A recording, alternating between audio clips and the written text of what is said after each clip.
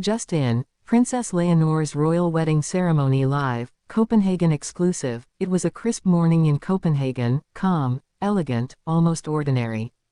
Until the sound of church bells shattered the silence, and the world turned its eyes toward Denmark. What was once a quiet European capital had transformed overnight into the epicenter of global attention. Because this wasn't just another royal event.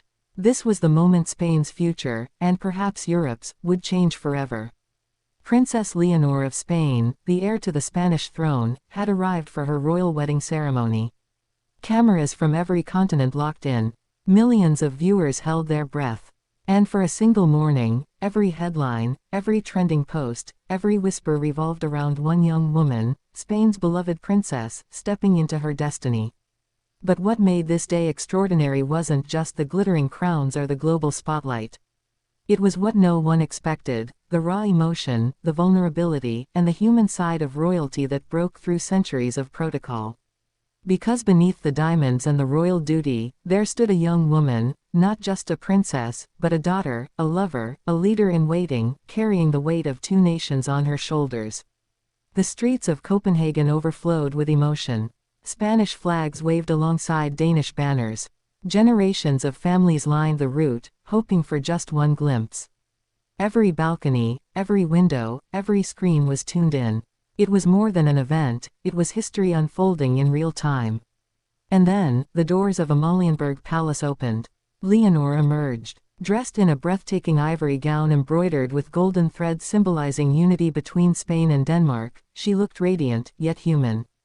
The crowd gasped. Even through the screen, you could feel it, that indescribable royal presence that seems both otherworldly and deeply human. Her smile trembled as she waved, her eyes glistening, not just from the flash of cameras but from emotion. She wasn't simply walking into a cathedral. She was walking into history. The world expected perfection. What it received was authenticity. Because as the choir began to sing and the cathedral bells echoed across the Copenhagen skyline, something shifted.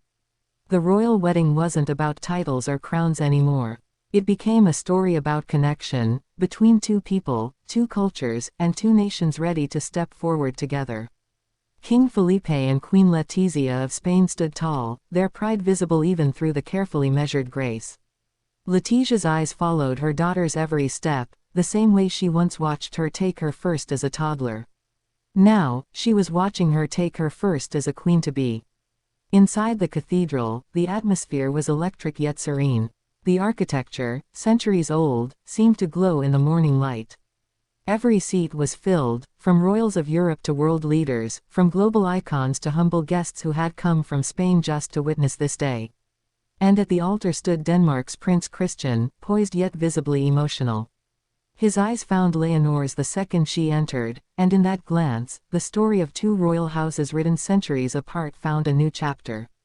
Their union, whispered by tabloids and analyzed by historians, was finally here, and the truth behind the glitz was far deeper than anyone expected. Because beyond the pomp, this wedding symbolized something modern, something bold. It wasn't arranged for politics, it blossomed from connection. From two young people who had found love across royal boundaries, and chose to carry the legacy of unity in their own way. The ceremony began. Leonor's steps echoed softly across the marble floor as the organ played. The moment she reached the altar, Christian reached for her hand. That single gesture said everything. Respect, admiration, love. The vows began, whispered, powerful, trembling with truth. I promise to walk with you in light and shadow, in duty and freedom. The crowd fell silent. Even the cameras seemed to pause. And when the final words were spoken, when Leonor's voice, steady but full of emotion, said, I do, time itself seemed to stop. The applause that followed wasn't just for a wedding. It was for an era. The world had witnessed many royal ceremonies, but none like this. Because this one felt real, human, unscripted. The kiss sealed it, and in that instant, the cathedral erupted. Bells rang. The crowd outside cheered. Social media exploded with joy. The kiss that united Spain and Denmark, one outlet called it Europe's new golden couple, said another. But behind the public euphoria, there was quiet emotion too. King Felipe blinked back tears. Queen Letizia smiled, though her lips trembled. Princess Sofia clutched her hands together, her eyes shining. This wasn't just history for Spain, it was a family moment. One of love, pride, and gentle sorrow. As the newlyweds walked down the aisle, the choir's final hymn filled the cathedral.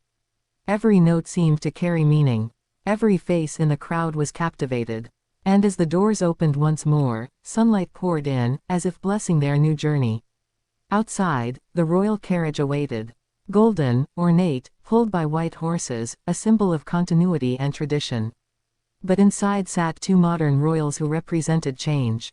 The crowds along the parade route stretched for miles.